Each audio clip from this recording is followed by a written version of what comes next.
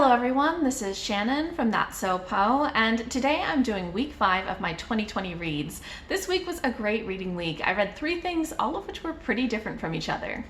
First, I finished Jonathan Strange and Mr. Norrell by Susanna Clarke. This is a book that I heard about from Maija at Maija Reads, who I will link below. I think this is maybe one of Maija's favorite books, and I can see why. I loved the writing in this, the atmosphere, the type of magic. It was so engaging. It is a long book. It's something like 1,000 pages, but luckily I was able to get through it in kind of my freebie month of January, so I had such a great time reading this. I kept falling into the world and just loving the way that it felt. This book takes place in the early 1800s, so sort of during Regency period of England, and it follows a story that is looking at the reintroduction of magic into England. So this is basically a historical novel with a little bit of magical elements thrown in, or a lot of bit of magical elements thrown in. But in the beginning, we're in a world where in the 1200s, 1300s, 1400s in England, magic was practiced. And then it sort of fell out of practice and became simply theoretical. So at the point where the book starts, nobody has been practicing magic in England for hundreds of years, but there are many theoretical magicians who study books and, have philosophical debates until Mr. Norrell appears. And Mr. Norrell is the first practical magician in hundreds of years, and he wants to revive magic practice in England. However, he's a little bit of an interesting character. He is very difficult. He just wants to have everybody respect him and listen to what he says, and he doesn't really want there to be any magicians other than him. So he's a very interesting character, and the book follows him as well as Jonathan Strange, who later becomes his apprentice, as they reintroduce magic to England, and it is such a great book. I loved it. I think that the thing that makes this book really stand out is the writing. The writing reminds me of a mixture of Jane Austen, where it's got, that Regency setting, the focus on manners and society, the kind of wit also that Jane Austen has, as well as maybe some P.G. Wodehouse, where P.G. Wodehouse has a lot of kind of ridiculous characters, and there's a lot of situations that are ridiculous as well. So there's so much humor in this. And then people like Neil Gaiman or Edgar Allan Poe for that dark, mysterious type of magic and atmosphere. The magic in this world, by the way, is definitely eerie.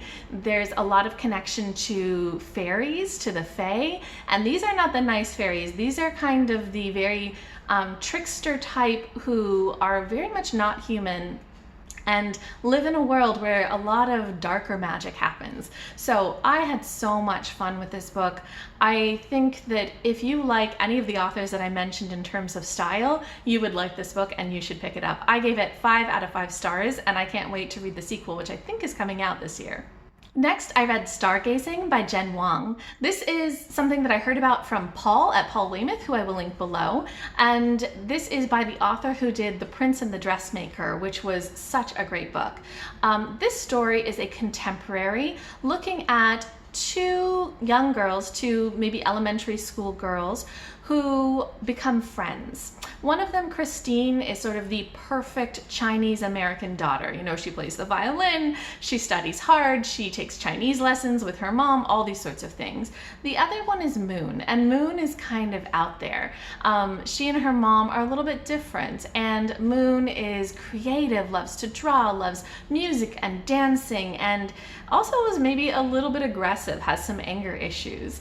So the story follows them as they form a friendship and really takes a look at those strictures that they have to fall in line with expectations versus being who they are. The power of their friendship, but also the struggles that they have to make sure that they invest in that friendship given the other pulls in their lives. So I thought that friendship was really great, that exploration of the stresses that young Chinese American girls have to go through is great, and there's a lot of representation of Jen Wang's own childhood. It was really interesting reading in the back about how the story related to her growing up and how this was in many ways her working through some of those issues. So all of that was excellent.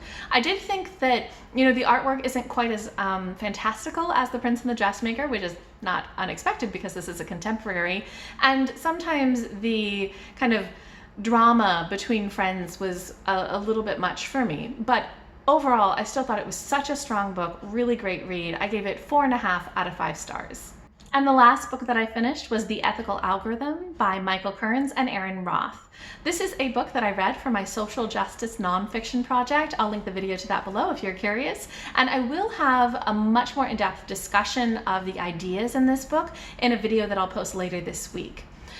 This book basically provides an overview of the current methodology in the field of machine learning and AI for using an ethical constraint when designing algorithms.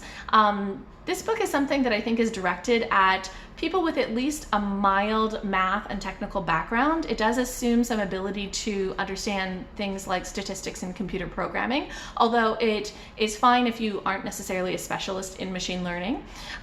It is something that takes a look especially at fairness and privacy, and maybe talks a little bit about what the state of the art is, what has been done up until this point, what are the problems with that, and what new things are being tried. It also talks about the areas where we've yet to really figure out any solution. This is not a book that is going to tell you what bad algorithms do. It's simply talking about, okay, what are the methods that we can use to create better algorithms? So if you're somebody who is not in the machine learning field or doesn't have a strong interest in this, it's probably not the book for you. But if you are somebody in that area and you just don't know much about the ethics of designing algorithms, it can be interesting. So I definitely enjoyed the overview, even though I didn't feel like the audience was necessarily that well aligned with whoever might be wanting to read this. I gave it 3.5 out of 5 stars. I enjoyed the content, but I don't necessarily think this is the book that I would recommend for this topic for most people. Okay, so those are all the books that I read for week 5. If anybody else has read these books and has thoughts, go ahead and leave me comments below. I'd love to hear what you think, or if you have any recommendations for me or anything else to say in general, go ahead and leave me a comment. I'd love to hear from you.